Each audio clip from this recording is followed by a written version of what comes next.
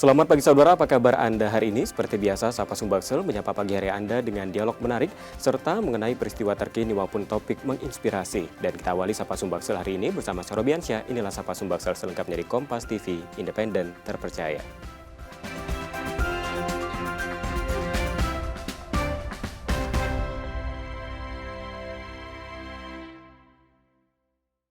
Saudara, Dinas Penanaman Modal dan PTSP Provinsi Sumatera Selatan mempermudah pengurusan berbagai perizinan berusaha lewat perizinan berusaha terintegrasi secara elektronik atau online single submission. Dan kita akan membahasnya apa itu OSS bersama dengan Pak Hendang Irawan, Kepala Seksi Penyelenggaraan Pelayanan Perizinan dan Non-Perizinan Wilayah 2. Baik, saya sapa terlebih dahulu sudah hadir di studio Kompas TV Palembang. Pak Hendang, selamat pagi Pak. Selamat pagi, Pak. Ya, terima kasih sudah menyempatkan hadir di Kompas TV Palembang, dan ini kita akan membahas mengenai perizinan berusaha begitu. Nah, sebelum kita berbincang lebih lanjut begitu Pak. Nah, apa itu sebenarnya perizinan berusaha terintegrasi secara elektronik atau OSS begitu Pak? Jadi perizinan berusaha melalui sistem elektronik itu adalah sebenarnya sistem perizinan yang online. Artinya tuh pelaku usaha tidak perlu lagi tatap muka dengan dengan kami sebagai aparatur perizinan. Dulu sebelum Undang-Undang Cipta Kerja, banyak pelaku usaha datang ke kantor kami dengan mengurus izin secara manual.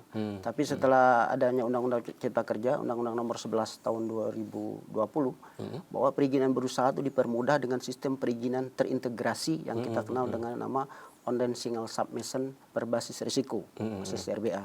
Jadi pelaku usaha itu untuk mengurus proses perizinannya cukup mengupload seluruh permohonan perizinan di sistem OSS dan akan masuk ke sistemnya OPD teknis. Kemudian setelah itu OPD teknis memberikan rekomendasi teknis. Nah, setelah ada rekomendasi teknis, itulah dasar DPM PTSP untuk menerbitkan izin dan non izin pada pelaku usaha tersebut. Baik, jadi jauh lebih mudah begitu kan? Jauh lebih mudah. Jauh lebih mudah. Apa karakteristik pelaku usaha yang bisa menggunakan OSS ini Pak? Salah satunya dia harus perorangan bisa, badan usaha, dia harus perorangan atau badan usaha, dan dia harus memiliki nomor induk NIK, nomor induk kependudukan. Dia harus memiliki NPWP, dan dia juga biasanya diintegrasikan dengan BPJS. Jadi sistem perizinan secara online ini adalah sistem perizinan yang terintegrasi.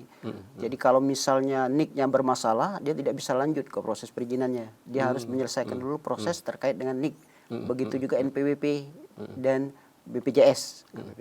Jadi seperti itu, Pak. Jadi yang paling penting untuk pelaku usaha yang harus disiapkan adalah terkait dengan persyaratan dasarnya adalah persyaratan terkait NIK sama NPWP. Baik. Nah, sebenarnya sebelumnya Pak, seperti apa sistem untuk perizinan berusaha ini sebelum adanya OSS begitu? Kalau dulu sistem perizinan berusaha sebelum adanya OSS, pelaku usaha itu datang langsung ke kantor, datang ke DPM PTSP dengan membawa seluruh permohonan. Jadi agak rumit ya, dengan dokumen yang begitu yang banyak, datang ke kantor dengan bermacam permasalahan terkait mungkin ada perubahan persyaratan dan lain-lain, sehingga pelaku usaha itu agak sulit untuk memproses perizinannya. Nah, dulu juga sebelum adanya OSS juga perizinan itu diterbitkan di OPD tersebar di OPD teknis. Jadi di DPM PTSP Provinsi Sumatera Selatan itu menerbitkan lebih kurang 3.000 lebih proses perizinan non perizinan menjadi kewenangan provinsi. Dulu sebelumnya itu masuk di OPD teknis, tersebar di seluruh OPD teknis. Dengan adanya OSS, maka proses perizinan itu didelegasikan dengan Pergub Pendelegasian Pergub Nomor 28 Tahun 2020 terkait pendelegasian kewenangan, maka proses perizinan itu masuk ke DPM PTSP. Dan proses perizinannya harus melalui sistem OSS RBA. Jadi seperti itu. Nah, untuk manfaatnya sendiri Pak, apa sebenarnya manfaat menggunakan OSS ini Pak? Manfaat yang dirasakan oleh pelaku usaha terkait dengan adanya sistem perizinan online ini, OSS ini Pak, pelaku usaha tidak lagi perlu datang ke kantor. Satu. Yang kedua, pelaku usaha juga diberi kemudahan dengan bisa men-tracking ya, bisa melihat proses perizinan di sistem OSS.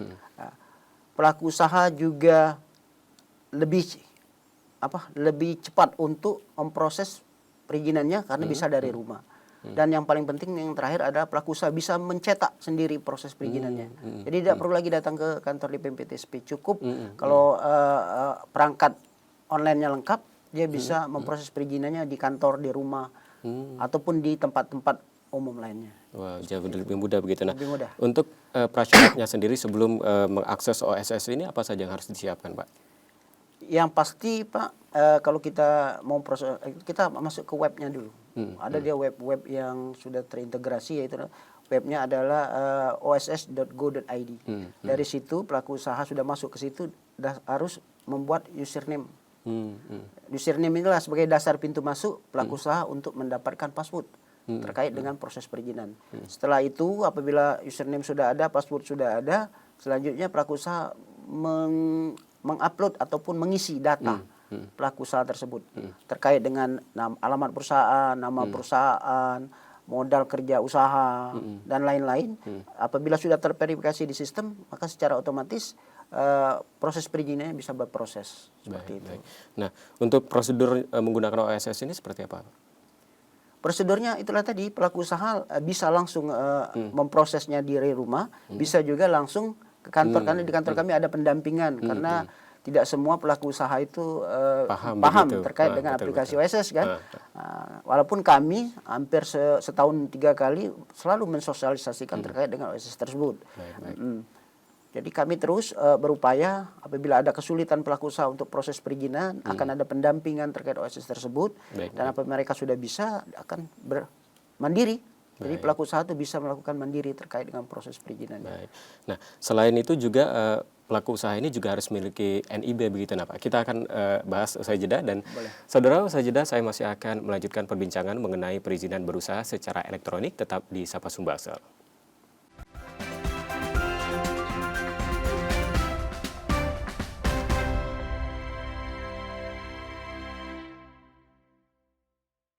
Terima kasih Anda kembali menyaksikan Sapa Sumbaksel. Saudara, dan masih bersama saya Bapak Hendang Irawan, Kepala Seksi Penyelenggaraan Pelayanan Perizinan dan Non-Perizinan Wilayah 2. Baik Pak, kita lanjutkan lagi. Nah, tadi sebelum jeda Bapak singgung mengenai sosialisasi begitu. Nah Pak, sejauh ini seperti apa sosialisasi, dan juga mungkin kendala yang ditemukan saat melakukan sosialisasi ini seperti apa Pak? Baik Pak, jadi terkait dengan sosialisasi, DPMPTSP sangat konsen sekali terkait dengan pemahaman OSS ini kepada pelaku usaha. Jadi hampir tiap setahun itu sampai sekali atau 3 kali kami melakukan proses sosialisasi dengan mengundang seluruh pelaku usaha berdasarkan sektor. Baru-baru ini kami melakukan sosialisasi di Hotel Swarna Dipa dan Hotel Novotel terkait dengan penyelenggaraan perizinan berbasis risiko yang melalui sistem online single submission. Ya. Baik, nah kita akan membahas mengenai NIB, karena NIB ini juga penting, karena harus ada NIB ketika ini mendapatkan izin berusaha begitu. Nah, bagaimana cara mendapatkan NIB atau nomor induk berusaha dan dokumen pendaftaran lainnya begitu, Pak? Ya, jadi begini, Pak. Saya mundur ke belakang, Pak, berdasarkan Undang-Undang Cipta Kerja, Undang-Undang Nomor 11 Tahun 2020 yang sekarang sudah dirubah dengan Undang-Undang Nomor 6 Tahun 2023 tentang Perpu Nomor 2 tentang Cipta Kerja, bahwa perizinan berusaha itu berbasis risiko. Jadi berdasarkan tingkat risiko. Kalau dulu proses perizinan sama, hampir seluruh proses perizinan itu perlakuannya sama. Terkait dokumen, terkait persyaratan. Tapi dengan adanya Undang-Undang Cipta Kerja ini, bahwa pelaku usaha itu diberikan kemudahan oleh pemerintah dengan disesuaikan dengan tingkat risiko usaha. Contoh, tingkat risikonya ada namanya tingkat risiko rendah. Jadi tingkat pelaku usaha yang bertingkat risiko rendah itu cukup dia nomor induk berusaha dan tidak perlu mengurus izin yang lain. NIB itulah nomor induk berusaha, dan itu sebagai legalitas usaha mereka. Yang kedua, tingkat risiko menengah rendah. Artinya menengah rendah itu output yang harus dikeluarkan di OSS adalah nomor induk berusaha dan sertifikat standar. Sertifikat standar pun sertifikat mandiri dari pelaku usaha.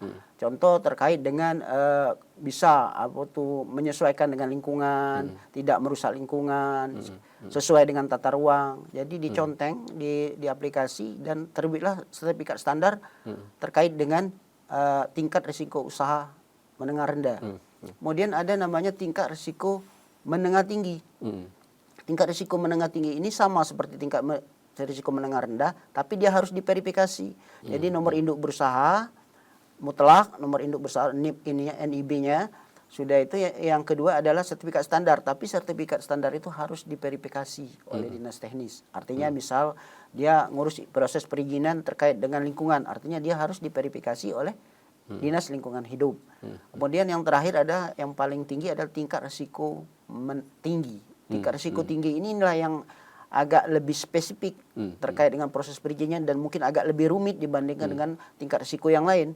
Jadi pelaku usaha selain mengupload seluruh persyaratan proses perizinannya, dia harus ada nomor induk berusaha dan dia juga harus melengkapi terkait dengan persyaratan teknis, dan ini pun harus diverifikasi oleh dinas teknis. Nah, begitu dapat verifikasi, dan yang kami butuhkan di sistem adalah rekomendasi. Inilah dasar DPMPTSP untuk menerbitkan izin di sistem OSS, itu adalah rekomendasi dari dinas teknis. Nah, apabila ada rekomendasi dari dinas teknis disetujui untuk proses perizinannya, maka DPMPTSP melalui OSS akan menerbitkan proses perizinannya. Jadi seperti itu, Pak. Terkait dengan NIB tadi, Pak, pertanyaannya. Terkait dengan NIB. NIB itu memang diperlukan, Pak, khususnya bagi UMKM. UMKM ini sekarang ini kami terus mengadakan sosialisasi, launching terkait dengan pendaftaran terkait dengan NIB. Jangan sampai nanti UMKM yang ada di Sumsel ini ada usaha tapi tidak ada legalitas. Betul, karena UMKM ini kadang-kadang, Pak, mau dia berusaha, tapi karena ketidaktahuan dan mungkin karena sulit untuk proses perizinannya, mereka jadi tidak proses kan. Padahal sebenarnya berdasarkan Undang-Undang Cipta Kerja itu diberi kemudahan dengan nomor induk berusaha. Jadi cukup nomor NIK sama NPWP, setelah itu mengisi data-data perusahaan, secara otomatis terbit di sistem OSS nomor induk berusaha, dan itu berlaku seumur usaha mereka. Jadi tidak perlu lagi proses perizinan yang lain. Jadi, itu untuk tingkat risiko rendah. Seperti itu, Pak. Nah, terkait dengan tingkat risiko tadi, nah klasifikasinya bisa dilihat dari mana saja, Pak? Biasanya kan dilihat dari penanaman modalnya berapa begitu, Pak? Betul? Dia kan sekarang sudah ditanam di sistem, Pak, ya. Di sistem itu sudah ditanam berdasarkan KBLI. Jadi ruang lingkup usaha itu sudah ditanam di sistem itu berdasarkan klasifikasi baku lapangan usaha Indonesia. Jadi setiap usaha itu sudah ada tingkat risikonya.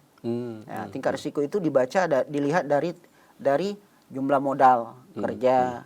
Sudah itu tingkat risiko terkait, misal ada usaha yang usahanya modalnya kecil tapi tingkat risikonya tinggi. Contoh seperti bimbingan untuk anak-anak. Itu tingkat risiko tinggi, Pak. Padahal dari segi modal mungkin lebih kecil kan, tapi dia tingkat risiko tinggi. Karena apa?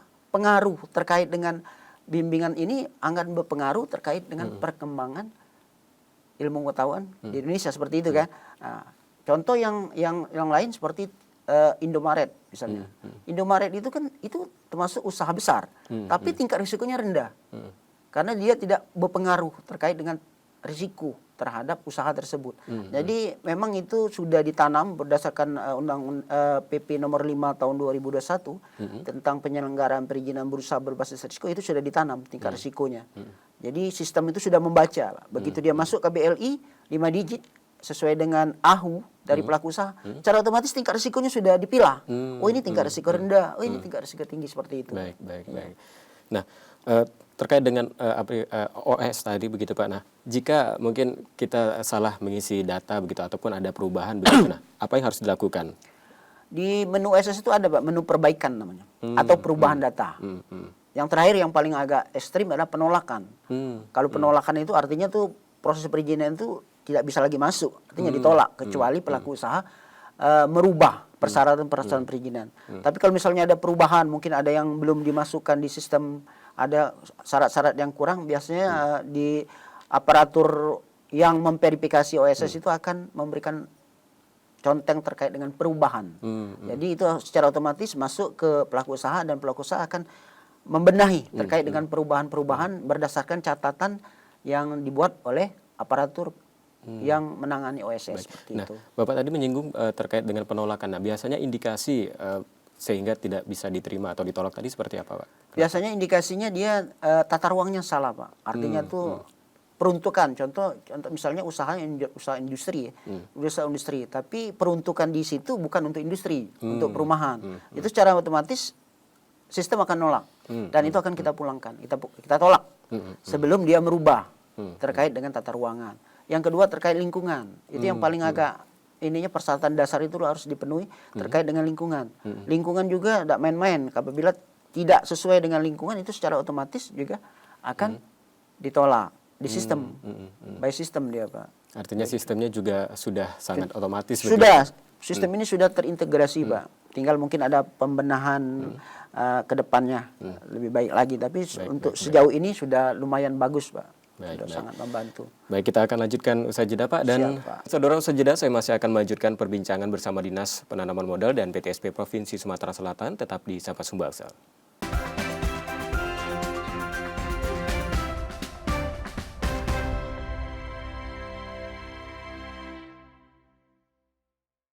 Terima kasih Anda kembali menyaksikan Sapa Sumbaksel, saudara, dan masih bersama saya Bapak Hendang Irawan, Kepala Seksi Penyelenggaraan Pelayanan Perizinan dan Non-Perizinan Wilayah 2.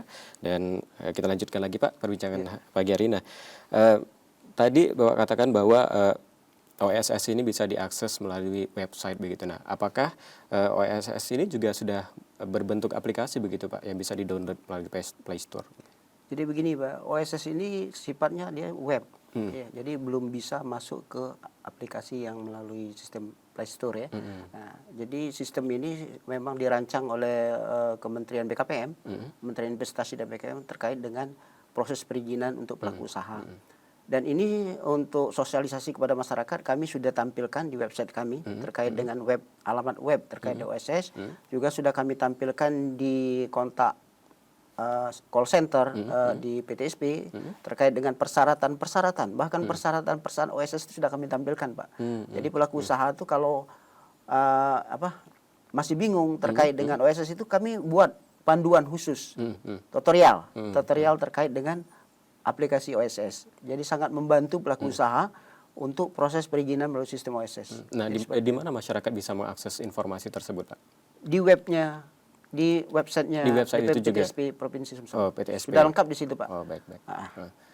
Ataupun mungkin masyarakat juga bisa langsung datang ke kantor begitu. Bisa, ya. Kalau bisa. misalnya bingung begitu, Pak. Bisa, Pak. Ada pendampingan di kantor, Pak. Nah, sejauh ini bagaimana, Pak, optimalisasi pelayanan ini di tengah masyarakat?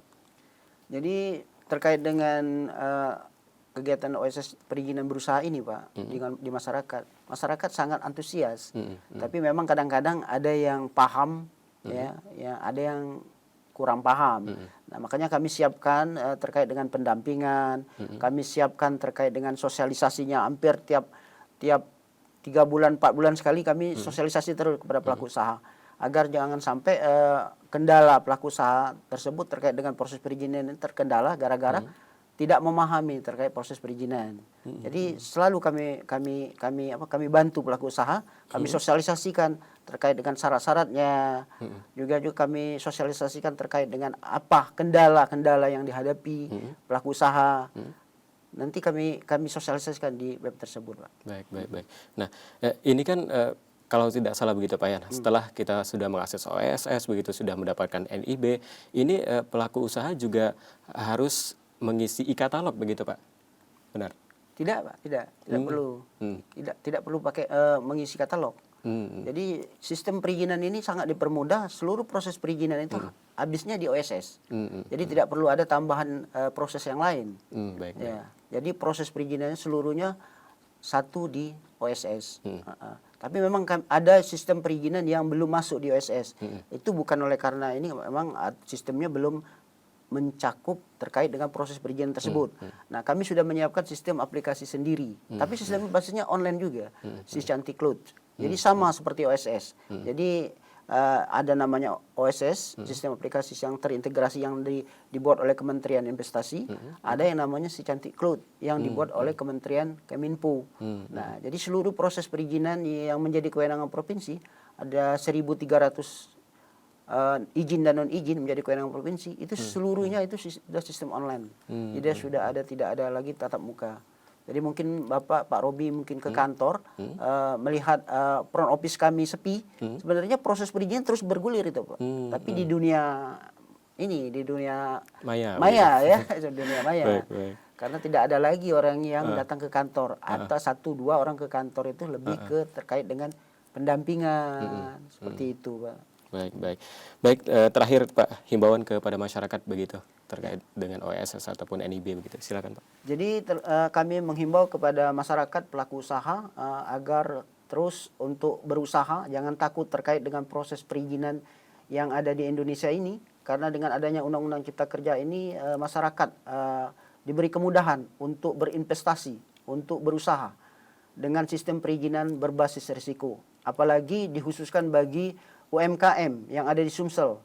Jadi berbondong-bondonglah mendaftarkan diri untuk membuat nomor induk berusaha NIB, cukup membawa nomor induk kependudukan NIK sama NPWP. Nah, dari situ pelaku usaha sudah bisa memproses NIB di sistem OSS, dan ini sebagai legalitas resmi yang diakui oleh negara bagi UMKM dan berlaku seumur usaha pelaku usaha.